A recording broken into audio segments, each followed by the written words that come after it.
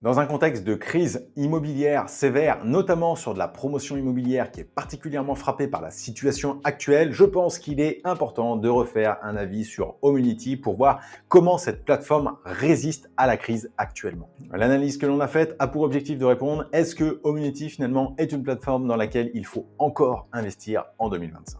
Unity, c'est une plateforme de crowdfunding donc qui est PSFP auprès de l'AMF, plateforme de services en financement participatif, qui a été créée, il me semble, en 2014-2015, qui finance principalement de la promotion immobilière, qui a financé plus de 500 projets, plus de 700 millions d'euros de projets.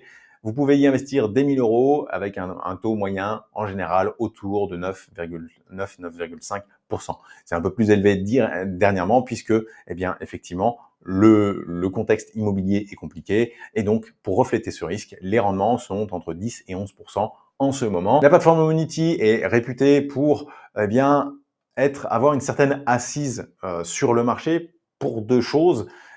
Déjà, c'est un leader et elle est relativement ancienne. Et aussi et surtout, elle a été rachetée par Tikeo Capital, qui est un des gros gestionnaires d'actifs français. Donc, on est sur un des groupes qui est d'ailleurs coté en bourse. C'est un très gros groupe et ça leur permet d'avoir une certaine assise. Voilà, 47 milliards d'actifs gérés alors, au moment où j'ai pris les chiffres et une solidité financière qui est garantie puisque Homunity, même si elle traverse une période difficile, a l'appui de ce groupe et ce qui leur permet de continuer d'opérer sans aucun problème.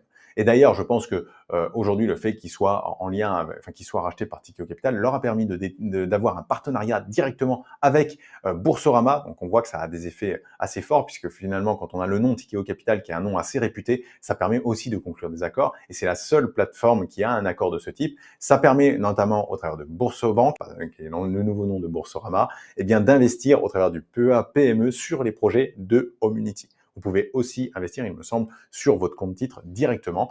Il y a des connexions qui sont faites entre les deux plateformes et donc vous pouvez souscrire directement chez Boursobank au projet de Homunity, en tout cas de certains projets de Homunity. Ce sont vraiment des points forts assez intéressants, notamment si vous êtes client Boursobank, pour pouvoir investir dans la plateforme pour utiliser le PEA-PME et optimiser du coup vos investissements, puisque le PEA-PME, c'est une enveloppe fermée, vous n'êtes pas prélevé de 30% au moment du paiement des intérêts et vous pouvez réinvestir l'ensemble tant que vous restez dans cette enveloppe du PEA-PME. Généralement, il y a des frais qui sont pris à l'inscription, mais là, le partenariat tel qu'il a été mis en place vous exonère de frais d'inscription des titres non cotés. Donc, à chaque fois que vous souscrivez sur un projet de crowdfunding et vous le mettez dans votre PEA-PME, généralement, vous êtes prélevé de 1,2%. Eh bien, ces frais sautent ici. J'ai noté souci parce que de mon côté, j'ai toujours eu des soucis pour avoir quelqu'un au bout du fil chez Boursobank. Je sais que d'autres dans la communauté n'ont pas ce souci-là. Je ne sais pas comment vous faites, mais je veux bien votre recette secrète. Mais de mon côté, je tombe à chaque fois sur le robot qui ne veut pas me renvoyer vers quelqu'un d'humain et ce qui m'embête fortement puisque, notamment dans le cadre d'inscription de titres non cotés, parfois, il faut mieux échanger avec une personne directement pour régler les soucis plutôt que de passer par 25 mails différents qui peuvent être un peu plus compliqués. Dans le cadre du partenariat, j'explique ça surtout dans le fait que dans le cadre de ce partenariat, vous n'allez pas en avoir besoin, mais si vous décidez d'ouvrir votre PEA-PME chez Boursobank pour pouvoir bénéficier de ce partenariat, si vous décidez de souscrire à d'autres plateformes de crowdfunding au travers de votre PEA-PME, eh bien, il faudra bien à un moment communiquer avec Boursobank pour pouvoir mettre en place ce financement. On a ensuite une des grandes qualités de Homunity, c'est d'avoir une interface qui est simple, efficace et intuitive. De mon côté, c'est en tout cas un constat que j'ai toujours fait sur cette plateforme-là. Il est simple, ça fait pas de chichi, il n'y a pas 50 000 choses. Vous pouvez vous retrouver les projets de crowdfunding immobilier, vous retrouvez les SCPI que Homunity propose et aussi les investissements immobiliers assez facilement au sein. Vous pouvez les retrouver les projets en cours de financement, vos projets avec un dashboard, etc. Bref, il n'y a pas de complexité, c'est relativement simple et ça en est une force d'Homunity. Un point que j'ai mis un peu au milieu, c'est la description de projet, parce que pour moi, la description de projet, elle est tout à fait correcte. Globalement, elle est plutôt bonne, mais il manque certains éléments et il y a un petit peu d'inconsistance.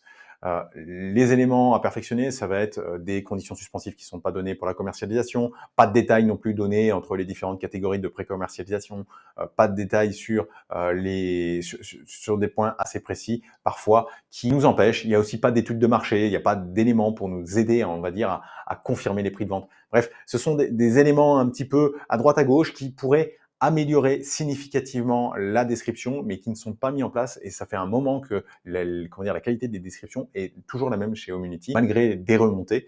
Donc, c'est un peu dommage.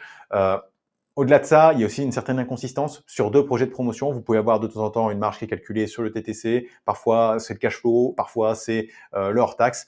Heu, il faudrait que ce soit plus consistant parce que ça demande sinon un effort important pour analyser et de faire attention sur quel type de marge on est. Et au final, on se retrouve avec des difficultés un peu plus importantes à analyser certains des projets Homunity à cause de cette inconsistance également. D'ailleurs, je propose des analyses gratuites de projets, que ce soit Homunity, La Première Brique, Baltis, plein d'autres plateformes, directement dans le Telegram que je vous mettrai en description. Et donc, si vous souhaitez échanger avec la communauté également autour de ces projets, c'est l'endroit où il faut aller. Maintenant, on va aller sur les points d'attention de la plateforme. On a vu des résultats en forte hausse. Alors, je vais mettre ça ici, hop, comme ça. On a vu des retards en forte hausse pour une raison qui est assez simple, c'est que dans le passé, et là on a le point de transparence qui va apparaître, c'est que dans le passé, eh bien, les indicateurs n'étaient pas justes. On avait quelques pourcents de retard jusqu'à il y a quelques mois, donc jusqu'à mi-2020, voire fin 2024. Et là, début 2025, on a une mise à jour des indicateurs qui indiquent enfin un taux cohérent de retard autour de 40%. Pourquoi je dis enfin un taux cohérent? Parce que faut pas se leurrer, on est en pleine crise immobilière, on ne peut pas avoir 8% de retard sur des projets de promotion immobilière qui sont les projets qui souffrent le plus actuellement de la situation. Donc, il est tout à fait légitime et tout à fait cohérent d'avoir 40% de retard. C'est comparable aux autres plateformes qui font majoritairement du crowdfunding immobilier sur de la promotion immobilière. Donc, ce n'est pas choquant. Oui, aujourd'hui, il y a des difficultés, ça, il faut le reconnaître, et c'est pas un souci en soi, mais la plateforme ne fait pas moins bien que ses homologues, il faut quand même le rappeler. Je pense qu'une partie des soucis de ces retards qui risquent d'engendrer quand même, et des défauts surtout, c'est qu'il risque d'y avoir des pertes sur certains projets et des pertes plus importantes que si les garanties avaient été un peu mieux construites. Aujourd'hui encore, il y a très peu de garanties personnelles. Alors les garanties personnelles, bien souvent, c'est un petit peu du vent, hein, on va pas se le cacher. J'ai jamais récupéré 1 euro grâce aux garanties personnelles aujourd'hui. Mais globalement, on va pas aller chercher à plusieurs niveaux les garanties. Souvent, on a simplement une garantie de la maison mère du projet qui va bien nous dire on va rembourser si le projet se passe pas bien. Sauf que généralement, si le projet se passe pas bien, c'est que la maison mère ne va pas très bien non plus. Et donc finalement, les garanties sont très faibles. Pour moi, il faudrait des garanties à plusieurs niveaux. Sur les actifs, il faudrait des garanties au niveau personnel, même si elles sont un petit peu, même si elles sont pas très utiles, au moins qu'elles soient présentes pour avoir un moyen de pression directement sur l'opérateur et sur ce qu'il détient.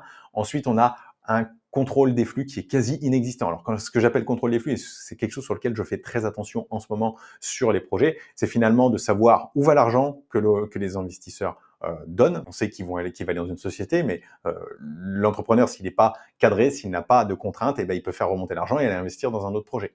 On va aussi avoir un contrôle des flux de sortie. Donc, c'est être certain que quand l'opérateur a l'argent d'une vente, ça soit fléché vers ses créanciers, vers nous, vers une banque, s'il y a une banque également. Je me fais pas de soucis pour la banque qui prend tout ce qu'il faut, mais généralement, ce n'est pas mis en place pour nous, parce qu'on est sur de la dette de second rang, il y a une banque, et on va pas aller demander, par exemple, à la GFA, enfin en tout cas, Homunity ne demande pas à la garantie financière d'achèvement sur les projets de promotion de nous intégrer au flux de remboursement. Et ça, je trouve que c'est une énorme erreur, par exemple, et ça pourrait significativement améliorer. Et aujourd'hui, avec le poids d'un Tikeo Capital derrière, éventuellement, je pense qu'ils ont le moyen d'aller parler aux banques directement, parce que les GFA sont souvent donnés par des grandes banques. Et ces GFA, il y a moyen d'aller, je pense, de plus en plus leur demander de nous intégrer au plan de financement, même si on est finalement qu'à la fin, mais qu'on soit certain de recevoir l'argent si le projet va au. Et enfin, je voulais revenir sur le service client. Quand je parle de service client, je vais parler à la fois du fait de contacter le service en lui-même, mais aussi du suivi de projet. J'ai eu tous les sons de cloche, donc je l'ai mis en point d'attention parce que moi, il me semble plutôt moyen en vrai, mais j'ai eu aussi des avis très positifs sur le suivi de projet d'Homunity. Je suis un petit peu dubitatif, je l'ai mis ici. Comme je ne suis pas investisseur sur la plateforme, je n'ai pas de retour personnel à vous faire. Si vous en avez, je vous invite réellement, moi, si vous êtes investisseur chez Homunity, à me dire comment ça se passe en termes de suivi de projet. Est-ce qu'il est régulier? Est-ce que Homunity lance les procédures quand c'est nécessaire? Est-ce que vous avez des réponses à vos questions quand vous en posez? Tout ça, ce sont des choses qui peuvent intéresser les investisseurs, donc n'hésitez pas à nous laisser un commentaire. Et enfin, si on doit conclure tout ça, aujourd'hui, j'ai un avis plutôt positif sur la solution. C'est une plateforme qui est réputée sérieuse. Ça, il n'y a absolument aucun problème là-dessus. De toute façon, quand on est dans Tikeo Capital, qui a une boîte cotée, etc., on ne peut qu'être sérieux, on doit mettre en place des process, etc. Donc, c'est relativement carré et je me fais pas trop de problème là-dessus. Cependant, de mon point de vue, aujourd'hui, on pourrait s'attendre à plus de la part d'Omunity. C'est un des leaders du crowdfunding en France et il faudrait qu'ils structurent un peu mieux leur deal, que leur description soit un peu plus précise. Tout ça en ferait une plateforme qui deviendrait indispensable dans un portefeuille, alors qu'aujourd'hui, je ne la considère pas indispensable dans un portefeuille. Je considère que c'est une bonne plateforme qui peut être dans un portefeuille, mais pas forcément un indispensable. D'ailleurs, je ne suis pas investisseur dessus, ce qui montre bien que ce n'est pas un indispensable, sinon j'y serais présent. Il faudra quand même surveiller en 2025-2026 comment vont se dérouler les projets qui sont en difficulté, quel va être le taux de recouvrement que va pouvoir obtenir Omunity et savoir si ça impacte significativement la performance ou si finalement le recouvrement est bien fait, qu'il est justement bien structuré, etc. et que ça nous permet de retrouver et que ça permet aux investisseurs de retrouver une grande part de leur investissement. Ça, ce sera un point qui pourra être fait notamment à travers de l'article que j'ai sur Omunity. Donc, n'hésitez pas, si vous voyez cette vidéo, à aller compléter votre avis avec l'article que je mettrai en description. Aussi, Omunity, même si j'en parle assez peu, c'est un partenaire et vous pouvez vous inscrire avec le lien Investissement Facile /Omunity qui sera aussi présent en description pour soutenir Investissement Facile. N'hésitez pas à passer par là. On en a fini avec cette vidéo sur Omunity. Pensez à vous abonner, à mettre un like sur la vidéo, puisque c'est comme ça qu'on soutient la chaîne, mais surtout c'est comme ça que vous serez averti des prochains contenus et des prochains avis qui seront diffusés, que ce soit sur des plateformes de crowdfunding, sur des assurances vie, sur des courtiers, etc. Je suis sur un gros chantier en ce moment à vie et ça, je pense que vous allez trouver des projets et des produits qui peuvent vous intéresser.